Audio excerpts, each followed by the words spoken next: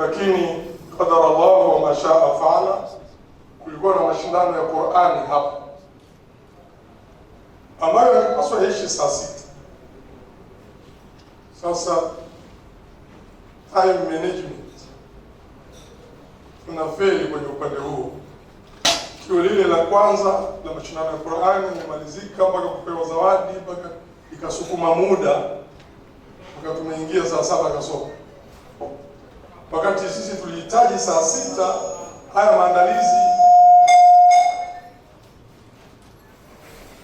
maandalizi yaanze kufanyika ya tukio hili na baadaye tukio la iftari ile. Sasa muda umekwenda, hatuwezi kuendelea kusubiri.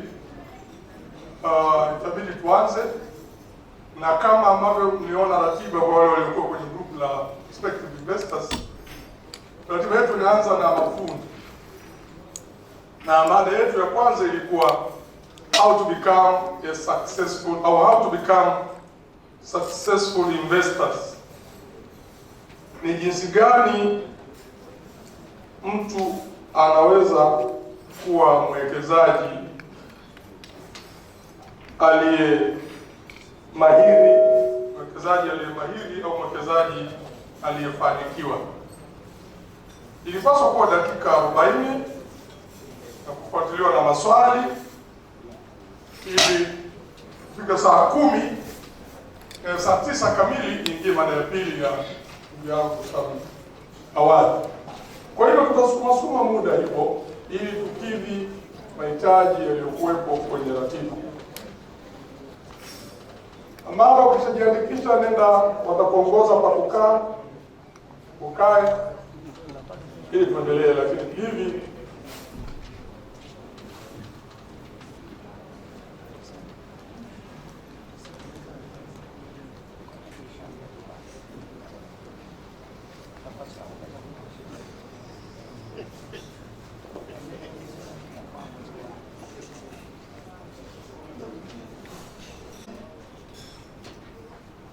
linatokana na neno kuwekeza, na unawekeza ili upate faida.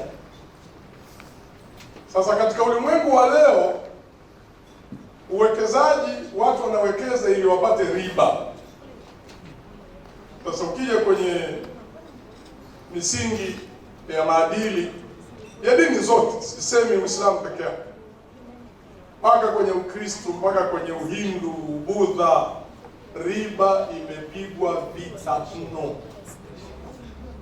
Kwa utafiti ambao tumeufanya katika Ukristo, kanisa kubwa ni Roma Katoliki. Katika Roma Katoliki riba ilikuwa haramu kama ilivyo kwenye Uislamu mpaka mwaka wa 1903. Mpaka kuna watu walipata kuuawa kwa kutenda dhambi ya kula riba. Lakini 1903 nadhani ni Papa Louis wenyewe wanasema, kipindi hicho kulikuwa na mtikisiko wa uchumi duniani na tayari yametokea mapinduzi ya Ufaransa, the French Revolution, ambayo kwa mara ya kwanza kanisa linapoteza ule umamlaka wa kuwa dola. Ufaransa na nchi nyingine zilizofuatia. Sasa ukishaondoka kuwa dola, nguvu za kiuchumi zinapungua. Kukawa na mdororo wa uchumi na ukata kwenye kanisa.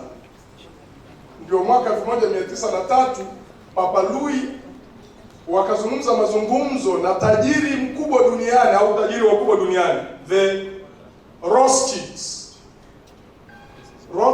Hao ndio mpaka leo wanatamalaki kwenye mambo ya sekta ya fedha ya ulimwengu, na hawa ni Wayahudi.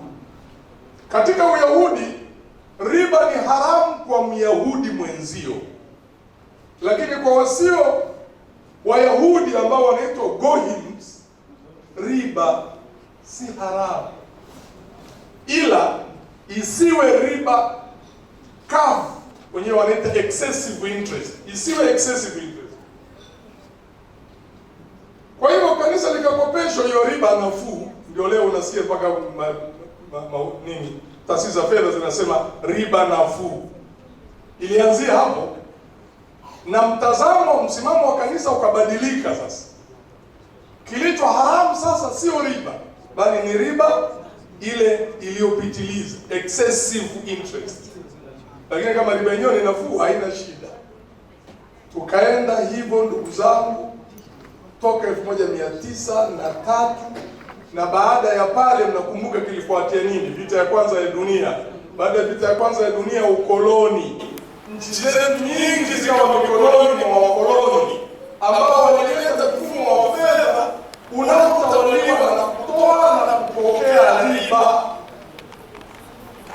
Kwa hiyo ukizungumza uwekezaji kwenye mfumo wa sasa, conventional financial system, ni kuwekeza ima iwe ni mali isiyohamishika, tangible asset, au iwe ni intangible asset, lakini unataraji kupata interest.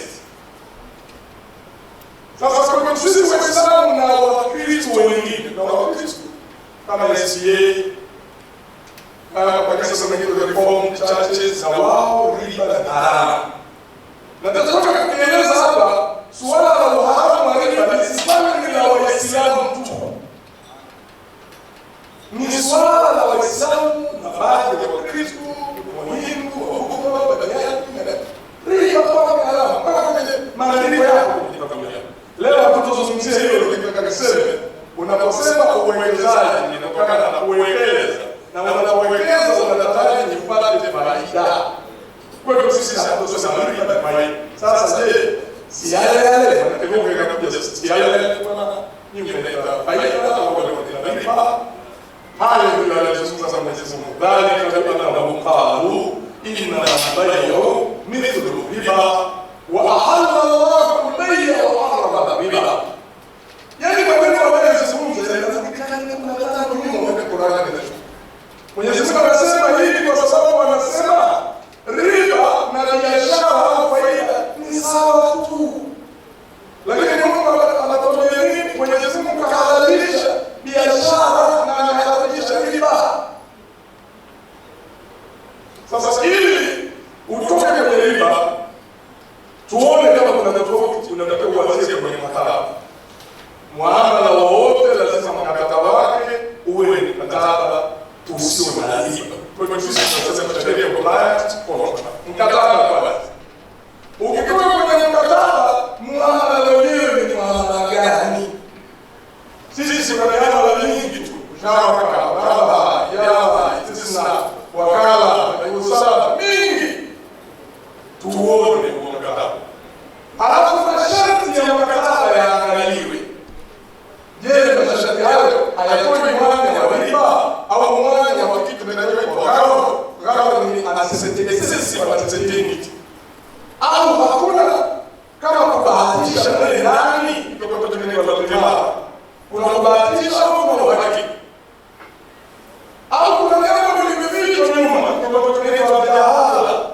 Kwa hiyo nini haya yanaanzia? Lakini sasa leo tutazungumzia uwekezaji ambao utakuwa faida. Kwanza tutaangalia kutengeneza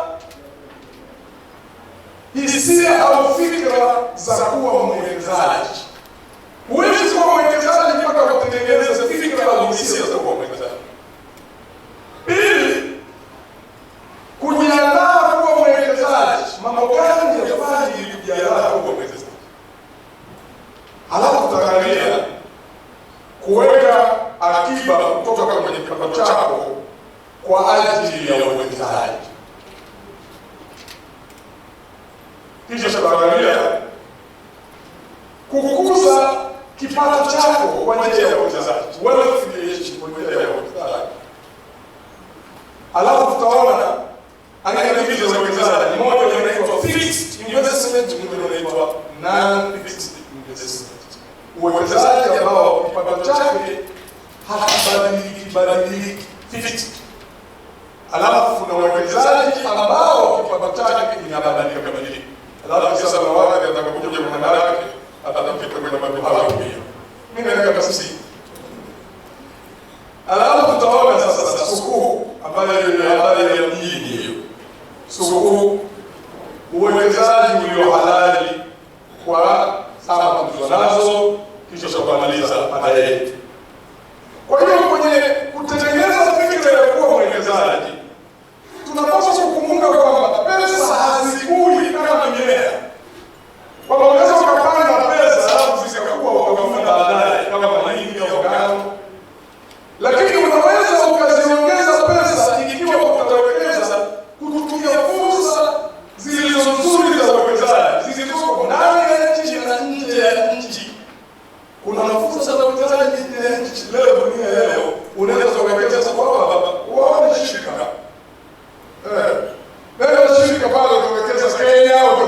wa Zimbabwe utawekeza wako umekaa hapa na fedha zitaingia. Kwa hiyo hatua ile ya kutengeneza pesa sio kiwanda, uwekezaji inaitwa wealth creation. Wealth creation kwa Uislamu ni ibada. Mtume sallallahu alaihi wasallam anasema athmiru amwala al-aitam kaina takulu zakat. Wekezeni hata mali za mayatima.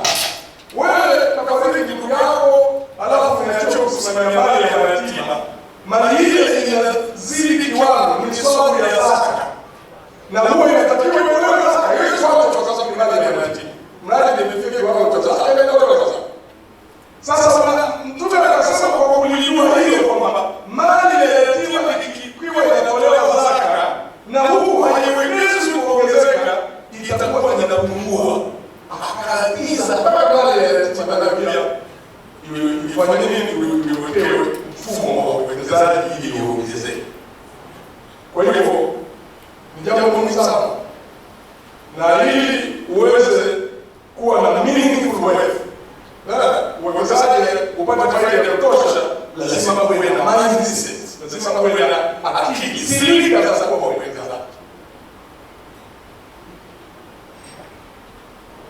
Ili mwekezaji tunayezungumza lazima ajue mambo yafuatayo. Kwanza ajue jinsi ya kujiandaa kuwa mwekezaji, ambayo tutaelezana hapo. Pili, ajue nini cha kuwekeza, anawekeza wapi, anawekeza lini, anawekezaji. Haya maswali yanahitaji. Kuna kukurupuka kuwekeza na watu wakaumia. Nishasikia habari ni za buku. Sasa kivumilie. Watu walifutika wakawekeza na nini, lakini baadaye ilikuwa kilio na majuto. Hawakujibu haya maswali, hawakufanya uchunguzi. Ndio maana kuna wataalamu wa kusaidia. Unapotaka kuwekeza, waone wataalamu wa kushauri ukawekeza wapi. Sisi kama mimi ndio sasa tuna leseni ya investment advisor, kushauri kwenye mambo ya kuwekeza, kama walivyo sasa wale kushirika na wengine. Kwa hiyo umepata kiwango chako kutoka kwenye kazi uliyofikia miaka 40, sisi wengi ndivyo wanapoharibikiwa pale. Hata na afya ya akili na afya ya mwili ikapungua. Kwanza tukishapata kiwango chako tu, sisi ni familia za Kiafrika, ni extended family. Kuna kitu sisi kinaitwa black risk. Nilikuwa nikauliza what is black risk? Risk news. Nikamwambia sijui. Ndio sasa nikamwambia sijui. Ni pale ambapo ndugu zako wewe wanapokugeuza ndio ATM yao. Ile mashine ya pale benki ambayo ukienda unatumbukiza karatasi kadi ile, hela zinatoka, alafu unaondoka. Wala hawashukuru. Sio kama mtu atashukuru ATM. Asante sana. Nimepata pesa zangu, kwa hiyo nakushukuru. Sio kama mtu anaenda kukushukuru ile ATM ya benki. Kwenye familia za Afrika Mungu huko hivyo. Wanataka kuwape wasaidie hata shukrani hawatoi. Ulizo Watanzania wa Afrika waliokuja Afrika huko, wanatuma hela nyumbani kwa baba anaendelea nyumba, anasema tuendelee sisi nyumba tuendelee sisi. Sisi kwa wikendi likizo na ndio yao anatoa macho. Kumbe angeweza sadaka kwa nyumba kwa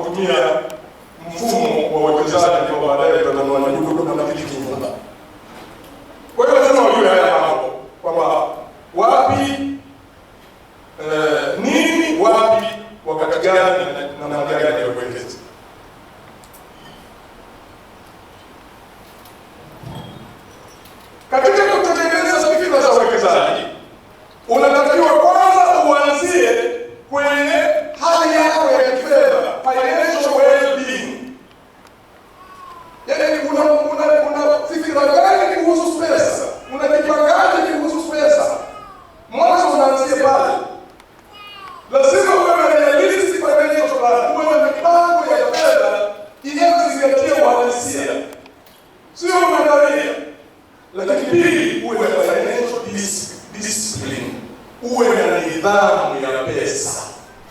Hutumii pesa ila pale kile kinachotufanya utumie pesa kina umuhimu kwenye maisha yako. Lakini sisi sasa kama tumekaa jamaa anaongea nini? Akakata kwa maende pale. Wapa mmoja hao. Jiulize waende mmoja wanaonunulia hao. Ili kuwepo kwenye bajeti yako. Huu ni mfano ongeza mifano mingi ambayo tunatumia pesa kila siku bila kuwa tumepanga. Kama vile sisi simabili hata wamemelewa kwa taratibu wanaenda kutumia pesa. Kwa hiyo lazima uwe na financial plan, uwe na mpango kazi wako kwa fedha, lakini pia lazima uwe na financial discipline, nidhamu ya fedha. Nenda kwenye nyumba kupata kwa fedha waulize, hebu nipeni daftari lenu la matumizi ya nyumbani. Mtu anataka kushangaa, nyumba ndio unit ndogo kabisa kwenye mambo ya fedha ya nchi au ulimwengu, nyumba. Lakini bado utakuta yanafanyika matumizi makubwa, nyumba chakula kinanunuliwa, ada za shule zinalipwa, matibabu yanafanyika, mambo mengi yanafanyika, lakini nipe basi sawa hakuna. Hasa sisi tunaitwa Waislamu, no records, hatuna financial discipline.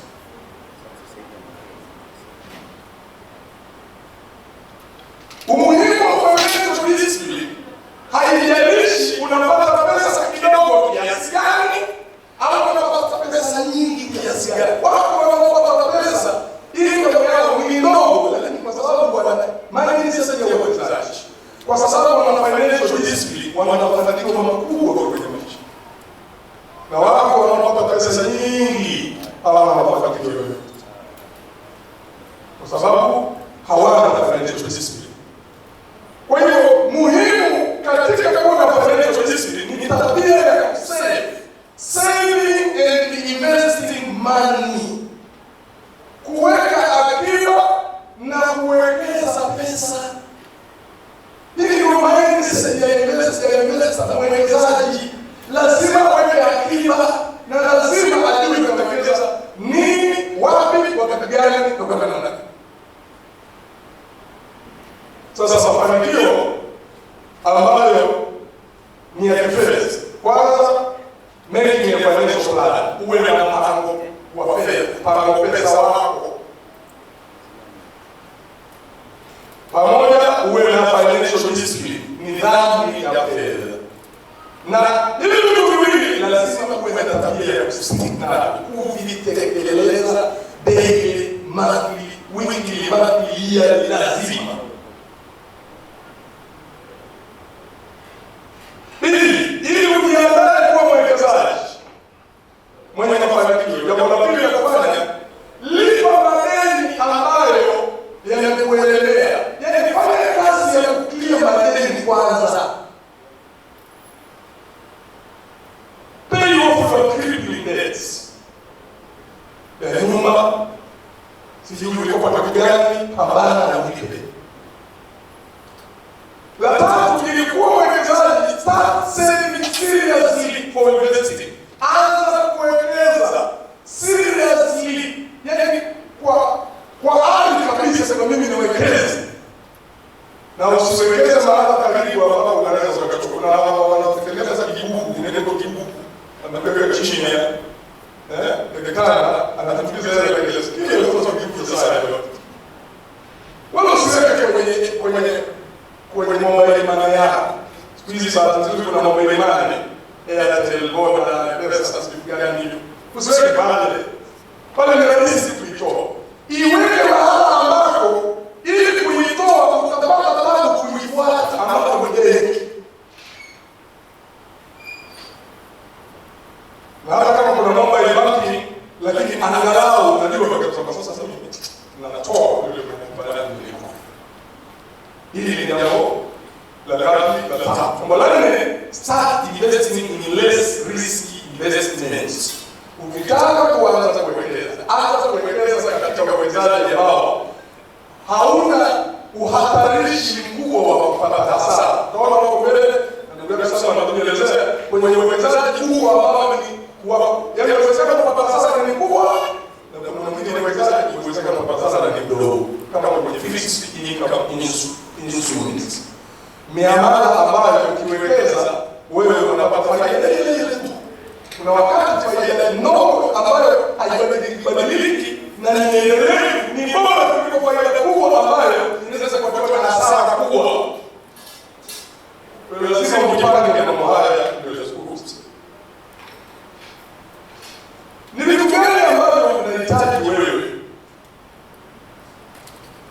uwekeze kwa lengo la kupata. Ni kitu gani? Tukiulizana hapa, kila mtu atakuja na jibu lake, lakini hapo kwa sababu ya hapa unataka kuwekeza ili umiliki nyumba, kwa sababu unakaa nyumba ya kupanga. Unataka kuwekeza ili ugharimie masomo ya wanao unasoma. Unataka kuwekeza ili uwe na fedha za mahitaji ya watoto wako ya kawaida, chakula, nguo na vinginevyo. Unataka kuwekeza ili Mungu gharama za matibabu. Unataka kuwekeza ili uweze kuwahudumia wazazi wako. Maana sisi tunasomesha wazazi, na wazazi wanajua kusomesha watoto. Kwa hiyo ni sasa nataka wahudumie. Wanasahau kwamba sisi wakati tunataka kuhudumia wao, tunataka waweza wetu ambao tumezaa nao watoto, tunatakiwa kuwahudumie. Sasa kuna wakati sisi tunaungana kuhudumia wazazi na watoto. Wazazi mtu wewe, kuna kaka, kuna dada, kuna nani. Lakini hao kwangu ni mimi tu. Kama nitashindwa kuadhirika mimi, priority anapewa mtoto. Baba na mama yako priority ya pili au ya tatu. Wazazi ndio sasa kuone hiyo hali ndio nayo. Sio wazazi ambao wanajua watoto ni kama mtaji wao. Yuko kwa sababu moja amefanya kwa maana mnakusia. Kama unataka ujue mtaji mbaya kuliko yote ya kutegemea ukiwa mzee wa watoto. Mtaji mbaya. Unataka kuweka shule. Utalaani vitu. Ni wasomesha. Sasa wanaangalia wakakwambia baba, mimi nina mtoto tumesoma. Natakiwa ada. Alafu hela ya usafiri kwenda shule. No. Unamjibu.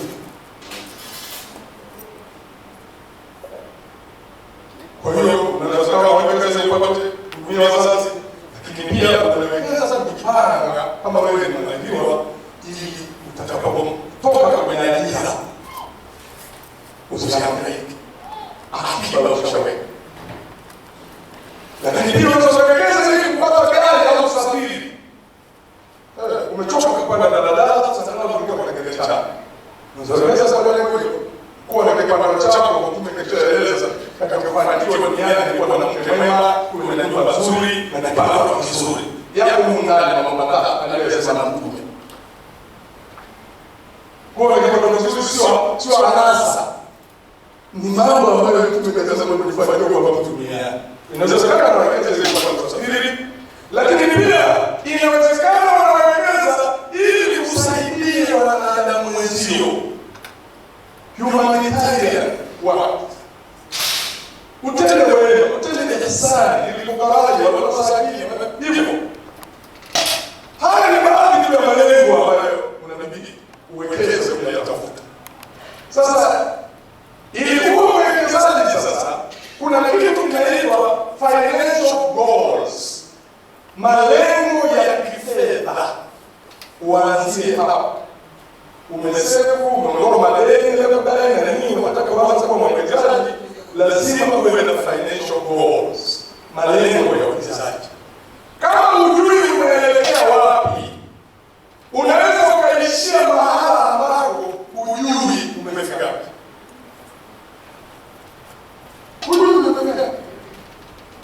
Kuna gari inakwenda huko na wewe ukapanda, gari inaenda ikifika mahala, unamuuliza mzee wewe unashukia wapi? Sijui. Huyo anakuwa si mtu mwenye akili. Kwa hiyo lazima uwe na malengo. Nenda wapi na mipango hii? Ndio kitu kinaitwa roadmap. Njia yako utakayopita ni ipi? Hiyo ndio financial plan. Kwa hiyo financial plan, mpango wako wa kifedha ndio roadmap yako, ndio ramani yako unayotumia. What do you want to save or invest for? Unauliza maswali. Unataka uweke akiba nini? Na kwa ajili ya kuwekeza, kwa ajili ya kitu gani? Alafu mpaka lini niwe na target? Mpaka lini niwe nimefikia hii target? Kuna mipango ya muda mfupi na ya muda mrefu. Kwa mfano, mpango wa nyumba, kujenga na nyumba, huu ni mpango wa muda mrefu. Ingawa leo unaweza kutumia shoka katika kwenda na nyumba. Kwa mfano, ukiwa na miamala ya masoko ya kitaji na mali, real estate trust.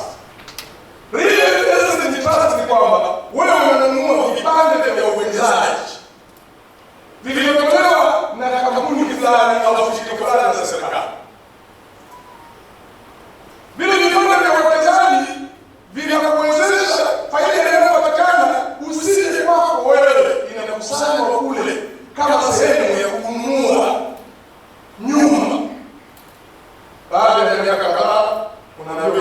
pale nyumba yako unaweka funguo. Malengo. Kwa hiyo mambo muhimu ya kufikiria kwa kuendelea hapo. Kingine cha kuzingatia ni your net worth statement. Wewe thamani yako ni nini? Yaani watu wakiangalia una thamani gani wewe? Sio mwili wako, thamani ya kifedha. Kuna mtu kamwambia hata milioni moja thamani ya leo hii, laki tano, laki moja, hata ni kwa mzigo hapo, hana kila siku yeye ni mkono mkao. Kwa hiyo inabidi uwe na hii net worth statement yako, unaorodhesha kesho ni unazo pesa gani, account zote kwa benki kiasi gani, zile checking account, haya savings zangu akiba zangu kiasi gani, kesho zangu life insurance kama niliweka bima ya afya, sisi kwa bima ya afya hata ni kiasi gani, haya retirement account kule kwenye malipizo yangu ya mafao ya kustaafu NSSF au NSSF ni kiasi gani, real estate masuala ya nyumba ni kiasi gani, kwa maana nawekeza kwenye nyumba, haya nyumba ninayoishi ni kodi na nini, au kama ndani naye investment hizo nazo pesa property na jumla ya kiasi gani. Halafu tunaangalia kwa liability madeni kule ambapo pesa zinakwenda, mortgage balance kama ulilipia kununua nyumba umewekeza kiasi gani lodeni, credit card zako zile kadi zile unazotumia sasa simamani credit card kwenye mfumo wa benki kama debit card, sio credit card. Credit card ni interest na riba haitumiki kwa sisi. Bank loans mkopo kwa benki kama hivyo, car loans mkopo wa gari kama mkopo, student loans kama na wanafunzi mkopo wa masomo chuo kikuu na mengine. Unawaorodhesha hayo mpaka unajua faida ya assets zako ni kiasi gani na jumla ya assets zako ni kiasi gani na jumla ya madeni yako ni kiasi gani. Ukitoa assets zako ulizonazo, ukatoa madeni, ukabakiza na namba ambayo ni chanya, hiyo ndio inaitwa net worth statement. Sasa kama watu ni net worth income individuals, ni watu ambao mapato yao ni makubwa.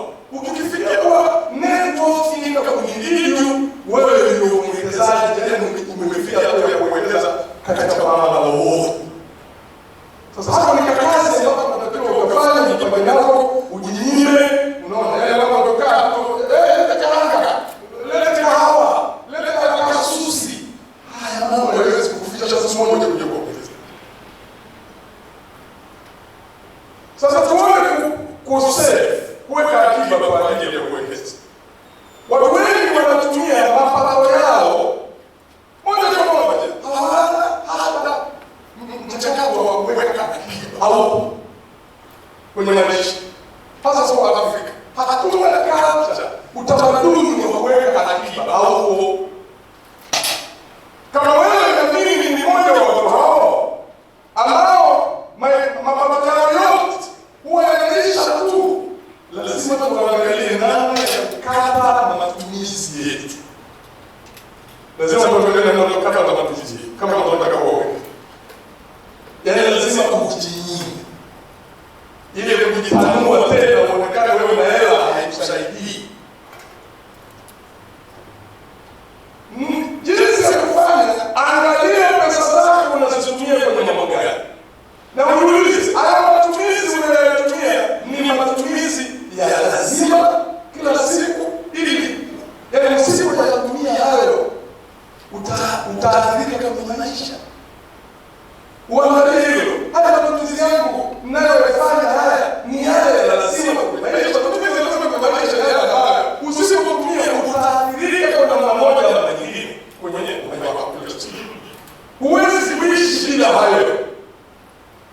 Uyakate hayo ili uweze kuweka akiba. Sasa ukishakata hayo matumizi na ukapata net worth yako, net worth statement, una kiasi gani, ndipo unaweza kuanza kufikiria mimi niwekeza wapi. Swali la wapi kwa kuwekeza na kuja. Sisi aina mbili za uwekezaji. Uwekezaji wa kwanza unaitwa fixed income. Lakini kabla ya hapo tuseme hivi. Pesa ulizonazo kuna namna mbili ya pesa. Kuna wewe kufanya kazi kwa ajili ya pesa. Unafanya kazi ili upate pesa. Malipo kutoka kwa wale ambao wafanya kazi. Iwe ni ya kuajiriwa, muda mrefu au mikazo, leba, ni kazi ya muda mfupi ya ufundi, mtandao, mtengenezaji na nini, unafanya kazi hiyo. Au inawezekana kugeuza pesa zikakufanyia wewe kazi. Wewe kama unafanya kazi yote, pesa yako unaenda kufanya kazi. Pale pesa yako inakufanyia kazi, wewe ndio umekuwa mwendaji. Pesa inapogeuka kufanya kazi, inapogeuka kuwa wealth, kuwa mali inayoongezeka, wewe umekuwa mwendaji. Na ili uweze kufanya hivyo, kuna njia mbili. Unaweza kuwekeza kwa njia ya benki. Kuna account kwenye benki ya kama za uwekezaji. Investment account. Kama ni sisi kuna huduma za benki za Islam, benki ambayo inatoa huduma za benki za Islam, kuna account ya Mvaba fixed deposit. Naona tukizie hapo, na wewe unataka kufungua account ya uwekezaji. Wao zile pesa zako wanakwenda katika uwekezaji, yule anayechukua pesa yako anaenda kutatarika yeye ili pato lile agawane na wewe. Pesa yako inafanya kazi. Unakwenda na kufungua account hiyo pale fixed deposit. Au unaenda kununua hisa za kampuni. Kuna mtu mmoja alinunua hisa za CRDB wakati huo. Mbona anaambia dada mlisikia? Sisi mmoja siku 150 hivi bado kununua. Leo hisa moja iko 35 na kipimo huko. Sasa sisi hisa lazima utafute hisa ambazo ni halali. Yaani lazima utafute hisa za kampuni ambazo limekidhi vigezo vya halali. Na kwa hapa tunashukuru sana shirika linasema wazi hao. Kwa Tanzania ndio wanaosaidia kuyapima mashirika yaliyosajiliwa pale soko la hisa la Dar es Salaam. Ni yapi yanakidhi vigezo vya sheria?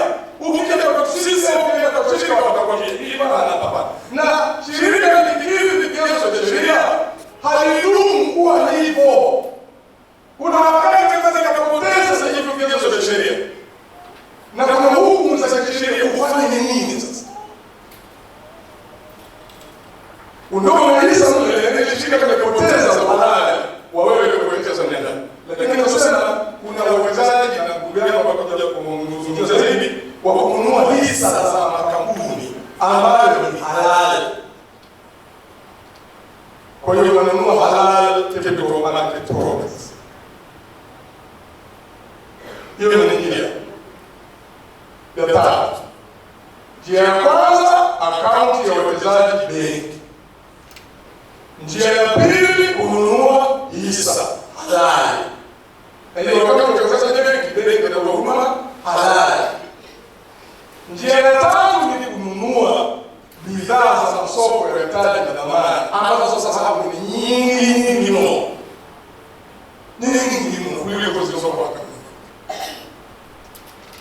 Au njia nyingine, yaani kuwekeza ni kununua mali ambayo thamani yake itaongezeka kadiri muda unavyokwenda.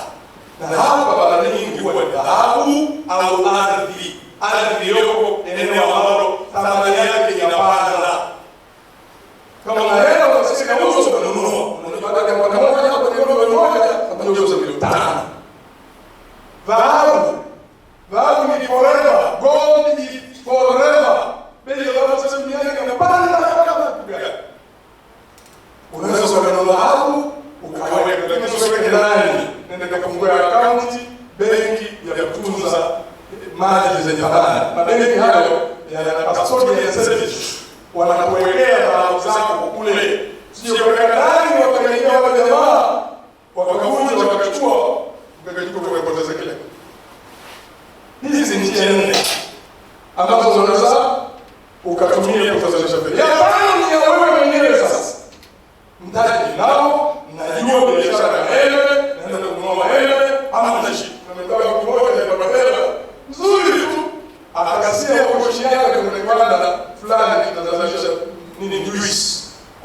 matunda, akaenda akanunua lori la matunda, akajaza matunda kwa kaleta kiwandani, anatoka msururu wa magari yamepaki pale kiwandani, anasubiri kushusha matunda. Siku ya kwanza, ya pili, ya tatu, ya nne, anasikia harufu inatoka kwenye gari. Wamfuata mwenye kiwanda, msaidie, mimi naona harufu inaanza kutoka hapa. Sasa wewe mimi nimekuta hapo, endelea kukaa hapo. Ndio maana anapata hasara. Pata hasara. Maamuzi ya kuwekeza ni maamuzi ambayo yanatakiwa kufikiria na kupima. Kwa hiyo ilikuwa ni njia ya tano. Ni nne nadhani ni vizuri tukasafahamu. Nimesema ya kwanza ni nini?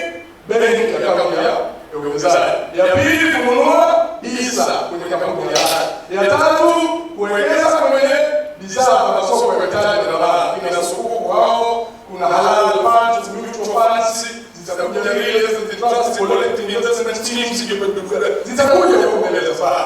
Na ile ya nne nikisema kununua mali ambayo itaongeza thamani na baadaye. Na ya tano ni ya wewe mwenyewe. Unaamua wewe mwenyewe ukaitumikisha pesa. Hii ni riski mno. Hii ni hatari kwa sana kama ninavyosema. Sasa aina na baadhi ya hizi bidhaa, kuna akaunti za kuweka akiba, kuna hizo za certificate of deposit kama hizo za mbaraba, kuna checking account, kuna account ambazo unafungua ili uweze kuwa unadhibiti matumizi yako. Lakini pia kuna hizi zinaitwa bonds au securities. Hapa kwa soko zinaingia, ingawa soko sio bond. Na watu wanasema kwa soko bond. Soko ni soko na bond ni bond. Hivi ni vitu vidogo. Kaeleza hapo mbele. Alafu kuna hizi stocks ni hisa. Alafu kuna mutual funds. Hii ni mifuko ya uwekezaji kama UTT. Kuna watu wanasema leo wanauliza, sisi tutaambiwa kuhusu UTT, tumeomba darasa la wale alisema hilo la UTT. Kwa sasa nimekuwa kama habari ya mjini. Hata Waislamu baba mimi UTT. Hajui ni maskini kumbe kule UTT. Si halali kwake. Kule kuna riba. Sasa sisi Waislamu tunataka UTT yetu kwa wapi? Ina maana hata UTT anajui nini? Sasa sio kama elezo kuelewe. Kumbe hakuna kitu kinaitwa UTT. Kumbe lile ni kampuni, ni shirika. Alafu na hizi bidhaa za real estate kwa maana ya nyumba. Alafu kuna commodities, dhahabu, silver, unaona, unanunua unaweka kama kusema. Sasa kwenye equity and fixed income, equity ndio hizo hisa. Equity hisa. Fixed income ni miamala ambayo mapato yake, faida yake haibadiliki. Hapa tunataka kuona tofauti. Equity hizi ni hisa au mifuko ya uwekezaji. Hizi ni equity zinaitwa. Na wawekezaji wanachokipata pale wanakuwa ni wamiliki wa hisa za hiyo kampuni. Ukiwekeza kwenye hisa, wewe unamiliki kama mmiliki wa hiyo kampuni. Hiyo ya kwanza hiyo ndio equity au hisa. Kwenye hisa tunapata nini?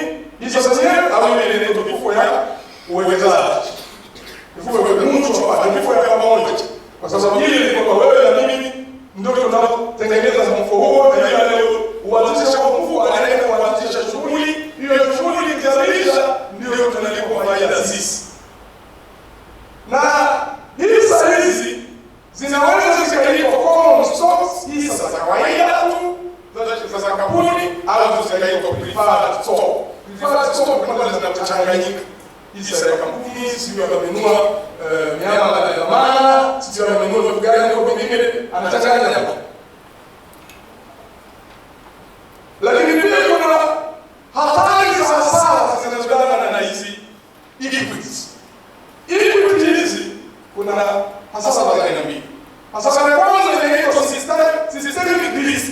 Systemic risk hii ni hasara ambayo ni mfumo. Kama hivi vita ya Ukraine ile imeleta hasara mpaka huku, hiyo ni systemic risk. Huwezi kuizuia wewe kama wewe pekee.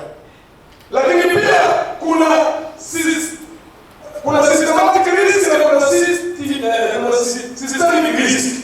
Hii systemic risk nimegeuza mimi hapa. Systematic risk ndio ya ule muamala wenyewe, biashara yenyewe. Hapo kimegeuka. Systemic ndio ya mfumo. Kama sasa bei za mafuta zimepanda, zinazalisha usafiri umepanda, bidhaa za vyakula vimepanda, kila kitu kimepanda. Ile ni systemic. Huna namna wewe kuizuia. Na ile systematic ya ndani ya muamala unaweza ukapima. Kama unawekeza ukakumbuka. Ndio maana lazima usome hiyo huyo aliyeleta huo muamala wa uwekezaji anaeleza kuhusu uwezekano wa kupata hasara. Kuna risk, anaeleza risk za muamala na namna ya kuziepuka hizo riski. Kama unawekeza usiwekeze. Kwa sababu sisi kuja kununua hizo riski zake utakuwa mshapata sana. Lakini huko kwenye fixed income sasa, hizi ni bidhaa ambazo mara nyingi huwa ni madeni au inaweza kama sio madeni. Zinaitwa securities, dhamana. Ndio maana kuna mamlaka ya masoko ya dhamana na mitaji ya Tanzania SMC. Hizi ni dhamana. Hapa utapata bonds, utapata convertible debentures, utapata sukuk. Bond ndizo zile hati fungani. Hati fungani za shirika binafsi, hati fungani za serikali. Kuna debentures, hizo ni stock zilizounganishwa pamoja za kampuni fulani. Alafu kuna sukuk inaingia hapo. Hii sasa kwa hati fungani inazingatia sheria. Sukuk sasa hati fungani. Ukishirika hati fungani, hiyo ni debt instrument. Hiyo tayari ni muamala wa deni. Na sukuk sio deni kabisa. Katika hizi fixed income, nako kuna aina zake mbili. Kuna nyingine zinaitwa zero coupon. Zero coupon ni kwamba ukiwekeza hapa, huo muamala unapomalizika ndio unapewa faida. Mara nyingi inaweza kama mwaka mmoja. Unawekeza mwisho wa mwaka mnalipa faida zenu na hela yenu mliowekeza inarudishwa. Zero coupon. Lakini kuna nyingine sasa zinaitwa coupon based securities. Hizi ni pale sasa mnalipwa marejesho ya mara ya kwanza, mara ya pili, mara ya tatu. Inategemea na miaka mingapi na wameweka. Kwa mfano, sukuk ya CRDB wameiweka kulipa yale marejesho kila baada ya miezi mitatu. Quarterly. Kwa hiyo kwa mwaka watalipa mara ngapi? Mara 4. Lakini sukuk ya serikali ya Zanzibar imewekwa kulipwa kila baada ya miezi. No, sasa hizo ndio zile coupon. Yale marejesho yako yanaitwa coupon. Utalipa mara ngapi kwa mwaka? Inategemea na huyo aliyetoa hiyo muamala wa fixed income. Huko kwenye UTT. Ingawa nasema mambo yake watakueleza sana. UTT, mutual funds na halal mutual funds. UTT ni mfuko wa pamoja wa wawekezaji ambao umeanzishwa na shirika linaloitwa UTT, Unit Trust of Tanzania. Naona tena kuna neno kule linaloitwa AMIS. UTT AMIS iko chini ya Wizara ya Fedha. Kwa hiyo mnawekeza na kununua vinavyoitwa vipande. Kila kipande kina thamani. Kadiri thamani ya ule mfuko inapanda na kipande chako kinapanda na thamani.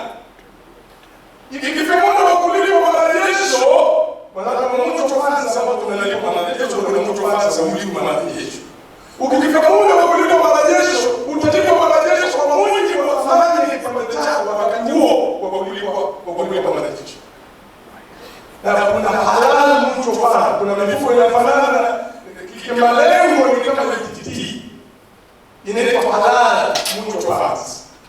Ima iwe open ended au iwe closed ended. Open ended kama haina mwisho, haina ukomo, ni open ended. Inaenda kukifa wewe watoto wako au watalii wanaotaka kulipa. Lakini closed ended inataja mwisho ni lini. Sasa huko kwenye mifuko ambayo ni halal, kwanza ni non-interest. Non-interest, hakuna riba. Lakini kwenye mifuko mingine kama UTT una interest, unalipa interest. Huko kwenye mifuko ya halal, lengo hasa lililokusudiwa ni kukidhi mahitaji ya jamii ya uwekezaji. Ndio lengo sasa kwamba hawa wanajamii wapate mahala pa kuwekeza wao. Huko kwenye mifuko hiyo mingine ni kwamba lengo hasa ni potential return, yaani wale wawekezaji lengo ni kupata higher return, malipo makubwa zaidi, lakini unakuwa more vulnerable in volatile market conditions, kwa sababu mara nyingi hasira zisiwe na mali zisizohamishika nyuma, tukitokea myumbo kwenye masoko ya fedha, thamani huwa zinashuka kwa kasi mno na huwezi kuzuia. Ukija kwenye mifuko ya halali, mara nyingi inakuwa less risky, haina hatari zaidi ya kupata hasara ukilinganisha na ile mifuko mingine Egypt Funds au Mtutu Funds. Huku kwenye mifuko ya isiyokuwa ya hii yenye riba, una matumaini ya wewe kupata bigger risk for better rewards. Ukiona mahali watu wote wanasema ukiona mahali wawekezaji wako wamepewa faida kubwa, usichangilie. Ukubwa wa faida au hiyo riba wanasema ukiwa ni mkubwa, elewa wanakwambia kwa lugha nyingine, huu muamala una hatari kubwa ya kupata hasara. Lakini sisi kwa kuangalia namba hizi, asilimia ngapi? Je, uwezekano wa kupata hasara ukoje hapo? Kwenye mifuko ya halali, high level of transparency inatakiwa iwe transparent. Yaani wajue wenye mfuko, kwa sababu nyinyi wenye mfuko ndio wekeza halali. Mpewe mahesabu ya mfuko wenu kama ni kila kota, kama ni makampuni yatakayotoa kota report, itoke report ya kila baada ya miezi mitatu na kwa mwaka mzima itolewe report. Sasa tumeanza kuwa na mifuko ya halali hapa nchini, lakini mingine haitoi mahesabu, inavunja ile kanuni ya high level of transparency. Na sio mifuko ya halali, hata baadhi ya makampuni ya bima hapa Tanzania, ili bima za kisasa sisi kuna kampuni ya uzaji wa bima ya takafu. Nilitaka Yusuf Takafu broker company. Tulianza mara ya kwanza kumalizia hapa. Lakini sasa kuna maswali yanachocho kujibu. Wewe kama ile Takafu unamuuliza shehe, nilikwambia tutakuwa huu mfuko wa ile Takafu ni kwetu. Tutakuwa tunapewa mahesabu kila mwaka. Bwana kutoka maanzishe atapewa mahesabu. Mdomo unajaa mate. Tukiwaambia hiyo wafanye huduma hiyo, wanatuambia unajua bado toeni mahesabu ili wenye mifuko ya bima, wenye mifuko ya halali, waliowekeza wakiwa hii ni halali ya Kiislamu, wanajue thamani ya mifuko yao. Mimi nimeandika barua kwenda mamlaka ya bima Tanzania, nikiwaambia hatari inayokabili Takafu industry Tanzania. Ndio kuna hatari. Hakuna mahesabu yanayojulikana. Maana mwisho wa mwaka kampuni ya bima ya Kiislamu inatakiwa kueleza kitu kinaitwa underwriting surplus au underwriting deficit. Ituambie mfuko wetu baada ya kuwalipa wale wenye mfuko tumebakiza salio au kuna deni tunadaiwa. Inawezekana mfuko ajali zilikuwa nyingi tukatoka madaiwa deni. Na kwa mujibu wa kanuni za bima za mwaka 2022, ikiwa kuna deni, ile shirika bima Takafu linatakiwa shareholder wake wale wamiliki wa hiyo kampuni wakopeshe mfuko wa bima ya Takafu ili wao waje walipwe baadaye, wakopeshe kwa kuhusu na lipo hasa. Sasa tutumeni basi hata kama tulipata kama hasara kwa mieni wenye mashirika bima Takafu, we are going to be serious. Sasa kweli sasa sisi tunawafundisha watu vile wanazotafanyia. Tukiulizwa mahesabu ya kwako wakati tunafanya marketing, tulikuwa tunawaambia tutakuwa tunapewa mahesabu. Kila mwaka tunajua mfuko wa bima una kiasi gani. Leo mmeanza kila ambapo hii na baadhi ndio mamlaka ya mjadala ya nyamaza.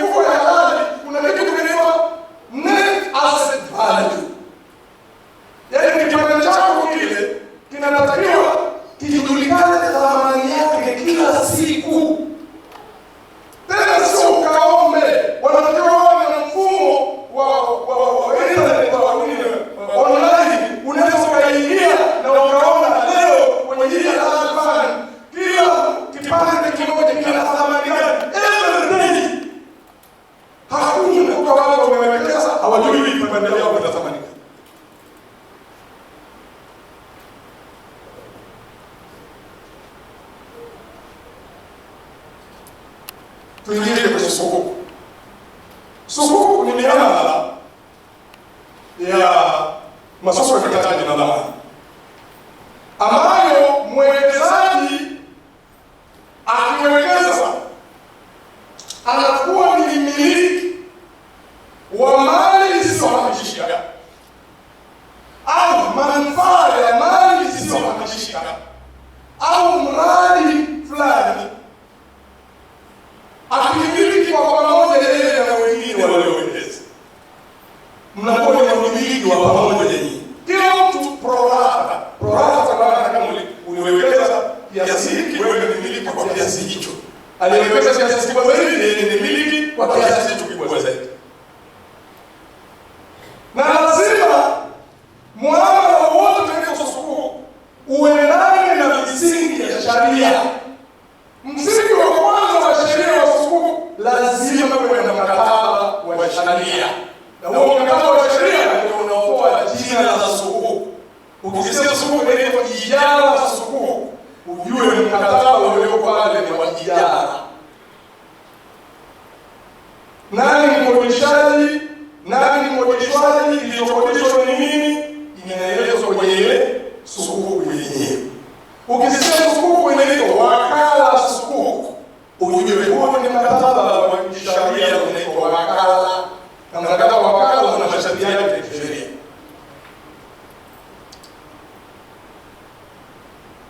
Sukuk tofauti na hati fungani, waliowekeza hawalipwi riba. Hawalipwi riba. Wala sukuk haisimami kama dhamana ya deni la mkopaji. Ukiwekeza kwenye hizi hati fungani za kawaida, iwe ni ile hazina au shirika binafsi, hizi zinaitwa obligation. Maana yake wewe uliowekeza, wewe ni mkopeshaji, umekopesha aliyotoa hiyo hati fungani, na anaahidi kukulipa riba asilimia fulani. Kwa hiyo kile ukilipa wewe unalipa riba. Sasa wale ambao ni haramu, ile miamala tunaiangalia, wenzetu wanaenda na ile miamala ya riba wananufaika kiuchumi. Sisi tunashukuru sana serikali ya Jamhuri ya Muungano wa Tanzania ilipoamua kuruhusu miamala hii mwaka 2021, imefungua mlango angalau Waislamu watawapo kwa kuwekeza kwa njia ya mifuko ya halali na njia ya sukuk. Mapungufu yatakuwepo, toba mapungufu yatakuwepo, kila jambo hili linaanza na mtihani yake, lakini angalau kwamba sasa unayo. Halafu sasa sisi, unajua, wanaoweza kubadilisha haya yanayozungumza ni sisi tulionunua bima za takaful, ni sisi tuliowekeza kwenye hiyo miamala. Siku wenye bima za takaful wakiamua kuandika barua kwenda mamlaka ya bima Tanzania, mimi nimenunua bima ya takaful ya shirika fulani, kwenye miongozo yenu ya takaful mlisema watu watapewa mahesabu kila mwisho wa mwaka. Huu ni mwaka wa 3 hatujapewa mahesabu. Tunaomba muambie watupe mahesabu yetu, watatoa mahesabu. Tatizo wanakuwa na kunyamaza na sisi.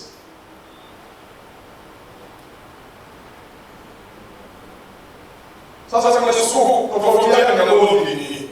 Hata tungana. Huku kwa kulia sukuk kwa kushoto, kulia sukuk kushoto.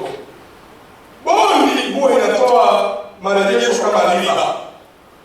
Sukuk marejesho yake ima ni faida au ni kodi. Haeleza huko mbele. Kwa sababu kuna watu nao wanadhani kila sukuk yale marejesho yanatoka kwenye mradi ambao ni wa yule aliyetoa sukuk. Sio kuna sukuk hiyo. Kuna sukuk ambazo pesa zetu tunataka kuanzisha huo mradi. Kwa hiyo sukuk ile lazima mapato yatoke kwenye yule mradi. Kuna sukuk ambazo pesa haziendi kuanzisha huo mradi, ni mtu atakaokulipa kama sukuk ya kodi ya. Ana mali nyingine anakukodisha sisi, anakukodisha kutoka kwetu, maana tulinunua ile mali alafu tukamkodisha. Kwa hiyo anatulipa kwa mali. Pesa yetu inaenda kutumia wapi? Anaenda kufanya mali kama maendeleo, anajenga barabara, kama kiwanda alinunua. Kwa hiyo sisi hatutegemei pesa yetu itoke kwenye ile mali. Kwa maana Soko ya Zanzibar kuna sehemu ya pesa zinaenda kwenye barabara. Katika nchi watu wake wanatakiwa kushukuru sana Mungu ni Tanzania. Kwa nini? Kama kuna barabara tunayolipia ni pale Kigamboni. Daraja la Kigamboni Dodoma na Lindi. Tanzania unatoka Dar es Salaam unatembea mpaka Wajana, barabara za lami unatembea bure, ulipi hata sentana. Nenda nchi nyingine. Kila baada ya kilomita kadhaa kuna moto, kuna kituo cha kulipia. Hatulioni hizo sisi. Kazi yetu tunalalamika, hakulaani tu. Nenda nchi nyingine, unatamani kwa na gari. Kwa na gari sio mafuta tu, ulipia mpaka na barabara gari yako inapita. Sasa nenda msikilize kwa kutusikia kwa neno. Kwa hiyo hiyo kulipa ukufaia au kodi. Halafu kwenye soko nyote mnakuwa ni partners. Mmemiliki kwa pamoja hiyo mali au mali. Kwenye hatungani hii inaitwa bondi, ile deni mmekopesha ile kama serikali imekopesha inawalipa riba. Huko kwenye soko risk, uwezekano wa kupata hasara mnashirikiana na yule anayetoa soko hiyo. Inaitwa profit sharing loss bearing. Kwa hiyo tunasema profit and loss sharing. Profit sharing loss bearing. Loss na bearing. Watu tushiriki. Tunabeba tunavumilia. Tunasema watu tunaona na faida. Haya, hiyo ndio PLS. Profit and loss sharing kwenye soko, huko kwenye bondi, ukinunua wewe bondi, umemwamishia yule mwenye bondi. Hala uwezekano wa hasara umemwachia yeye. Yaani wewe hutaki kupata hasara. Halafu huko kwenye soko kama nilisema kuna mikataba ya sheria. Mkataba wa mauzo, mkataba wa kukodisha, mkataba wa kushirikiana, mshahara au mshahara. Huko kwenye bondi ni mkopo tu. Kuna chochote ni mkataba wa mkopo. Kienda kwenye soko inasimamiwa na taratibu za usimamizi mbili. Usimamizi unaotokana na serikali kwa ile regulatory authority kama CCMA, lakini kuna usimamizi wa sheria. Kuna wanazuoni pale, wataalamu wa sheria, na wao lazima wawepo kwenye soko kuangalia kama inaendana na misingi ya sheria. Lakini kwenye bondi yenye inasimamiwa na sheria moja tu, sheria za nchi. Kwenye soko sheria za nchi na sheria za Islam. Hizo ndio tofauti ambazo kunazo. Sasa kuna mfano wa soko moja. Hii soko inaitwa biashara. Ile ni soko ya biashara kwa wale wale kama waona. Unaona wale wawekezaji na angalia yule dada kama ana bisiketi. Unataka sasa kuna bisiketi tena kwenye soko vipi? Soko kwa chaguo hiyo kuja kuwekeza kwamba anakaa kwenye jambo. Mradi ya fedha ya kuwekeza. Kama ambao wanakuja dukani kwako kununua, akija anavaa bisiketi, tunazoea kumuuzia. Unazuia kumuuzia kwa sababu kavaa mini skirt. Unamuuzia tu, kinachoangaliwa ni muamala wako wewe na yeye huko kisheria basi. Kwa hiyo hapo ndio wawekezaji, alafu kule kushoto ndio originator, lakini hao wenyewe ndio wanahitaji fedha ile wametengeneza umoja, yani partnership. Halafu pale katikati kuna ile shirika ambalo ndio limeundwa ili kutoa hiyo soko. Na hapo kinachofanyika ni pesa zile pale unaziona. Unaona? Kuna pesa hizo hapo. Hizi hapa ni pesa hizi. Wananunua sukuk, wanakuwa wamiliki wa mali ambayo ni hawa hapa. Halafu hizi pesa zao sasa zinakwenda wao wanakuwa kama washirika. Pesa zao zinakwenda kuwa wana ushirika na hawa. Wanaenda hawa sasa kuwekeza hizo pesa kwenye assets. Halafu hizo assets zikitoa faida wanalipwa hawa wawekezaji na hawa wanapata faida. Ikiwa ni hasara pia hawa wanapata hasara na hawa wanapata hasara. Hii ni aina ya wawekezaji wa sukuk ni biashara. Tunashirikiana kwenye faida na hasara. Kuna aina nyingine inaitwa mraba. Hii ni ya kununua bidhaa. Kwa mfano inatumika na makampuni yanataka kuagiza mafuta ya kula nje, sukari, mbolea, sijui magari, hawana fedha za kutosha, mtaji. Wanatoa sukuk kwamba sisi tunataka kufanya biashara hiyo na mahesabu yake na kila kitu. Inapewa hati pale ya kutolewa na mamlaka yetu ya masoko ya mitaji na dhamana. Kwa hiyo unamuona hapa, hawa ndio investors wanatoa pesa hapa. Hii ndio ile shirika linaloitwa SPV la kutoa sukuk. Wanatumia pesa yetu kwenda kununua hivi, ima nyumba au kiwanda au magari, halafu wanazalisha zinakuja kwa originator. Hawa ndio wale ma-originator waliojiunga kupata faida au kuendesha hiyo. Assets zinakuwa hapa zinafanya kazi. Wakiuza faida yake wanakuja kumpa huyu bwana SPV ambaye ndio aliotoa sukuk. Bwana SPV anatulipa sisi wawekezaji faida zetu. Kama ni sukuk ya miaka 10, 20, 30, wanalipa mara ya kwanza, ya pili. Wewe umekaa tu, pesa yako iko huko inafanya kazi. Ndio ile nilikwambia mwanzoni, unaweza ukifanya pesa ikawa inakufanyia kazi badala ya wewe kufanya kazi. Hiyo ni sukuk nyingine, hatuna muda wa kutosha. Tutagawana na nyinyi wale walio kwenye group letu hii, tutakuwekeeni pale. Hii ni sukuk nyingine ya wakala, unaona, ambayo hii labda ni nzuri zaidi na yenyewe. Unaona hawa ndio wawekezaji, mimi na wewe. Huyu ndio ile shirika lilotoa sukuk kwa niaba ya hawa wanaitwa originators. Kwa hiyo huyu SPV anamfanya yule anayetaka pesa kuwa wakala wake wa kuwekeza pesa za hawa. Pesa zinaenda kujenga, kama ni uchimbaji mafuta, kama ni nyumba, kama ni viwanda na nini, halafu zinazalisha faida. Ile faida inakuja kwa huyu bwana ambaye ndio aliopewa wakala, agent wa kuwekeza, zinaingizwa kwenye SPV account, anatulipa sisi faida. Ndio hiki hapo unaona, anatulipa faida mara ya kwanza, ya pili, ya ngapi. Mwisho kule zile pesa zetu tulizoziwekeza tunarudishiwa. Sisi tumeendelea na maisha yetu. Kama ulishazeeka huko unabembeleza wajukuu au vitukuu na hela zinaingia huko. Hii ni sukuk ya wakala, lakini sitozieleza, ziko nyingi. Kuna nyingine mpaka hybrid, yani zinaunganisha mikataba miwili kama hii hapa, ijara na istisna.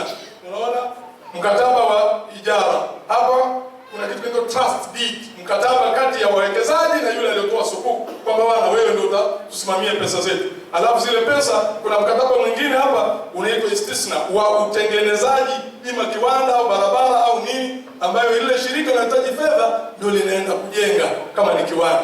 Baadaye hiyo mali inafanya nini? Inahamishiwa. Mali inahamishiwa, inakodishwa na SPV. Mali inakodishwa na SPV kwenda kwa yule ambaye ndio mwanzoni alitaka pesa. Kisha kodishwa hiyo mali, pesa sasa kutoka kwetu zinaenda kujenga kile kinachojengwa. Istisna ni utengenezaji au ujengaji, kama ni utengenezaji bidhaa au ujengaji mradi wowote ule. Huyu bwana kwa sababu tumemkodisha mali yetu, anatulipa kodi.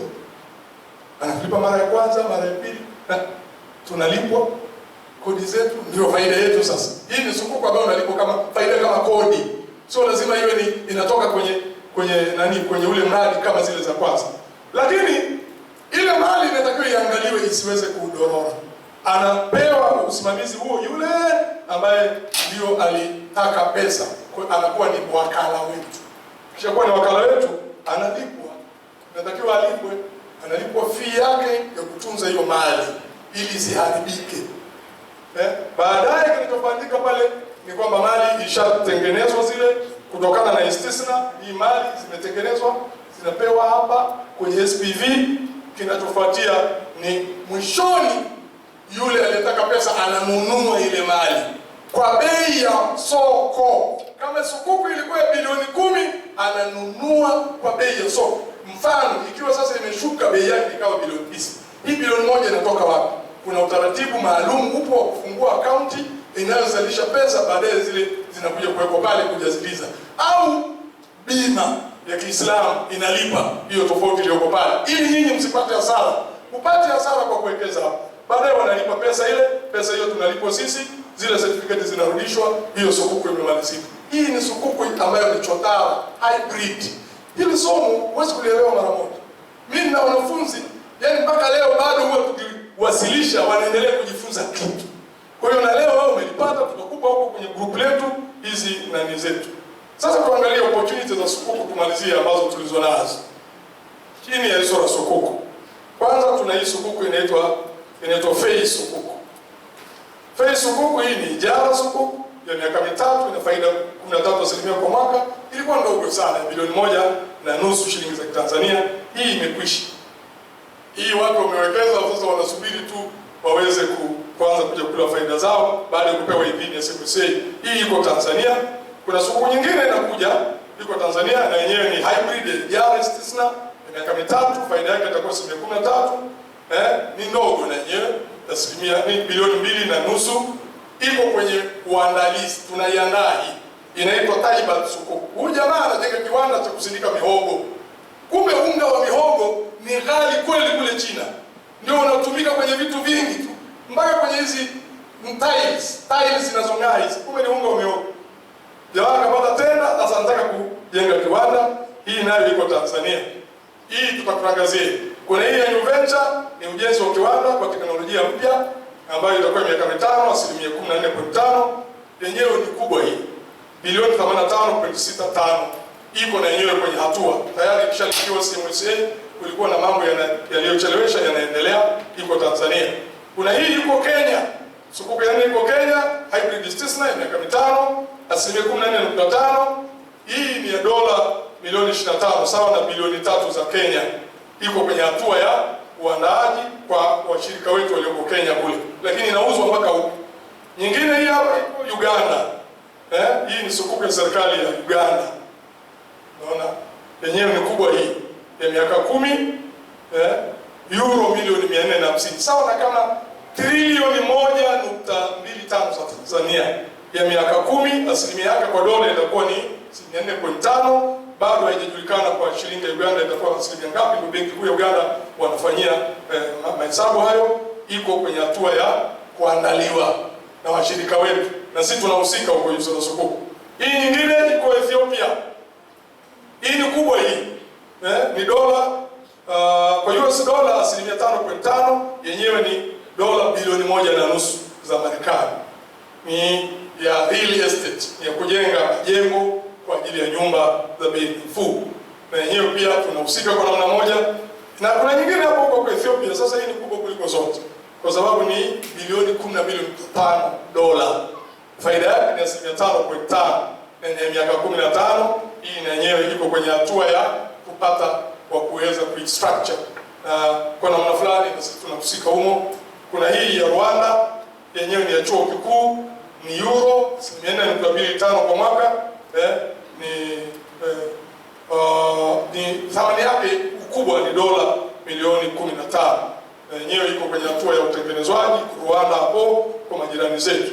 Kuna hii nyingine kwa Ghana, ni mradi mkubwa sana wa hoteli ambayo imebidi kuangalia, je, itakidhi vigezo vya sheria, kwa sababu hoteli ile ndani kuna pombe, wakati mwingine kuna nini, lazima screening ifanyike ili iweze kutimiza. Lakini ni mradi mkubwa, milioni 29.1. Sorry, nimeandika Rwanda pale, hiyo ni Ghana. Kwa hiyo hii yote hii, ndugu zangu, inasubiri wawekezaji, lakini mindset ya wawekezaji kuanza kuweka akiba, kuamua nitawekeza kwenye nini, wapi, wakati gani, faida zikoje. Kama huna utaalamu huo, waone wataalamu wa kushauri. Ndio namna ambavyo tunajiandaa kuwa wawekezaji. Asanteni kwa kusikiliza. Muda wetu umetupinya sana leo kwa sababu tumechelewa kuanza. Lakini nadhani nashukuru nimekuja mpaka kumaliza hii presentation ambapo tunatakiwa kukimbizana na asili. Asante sana.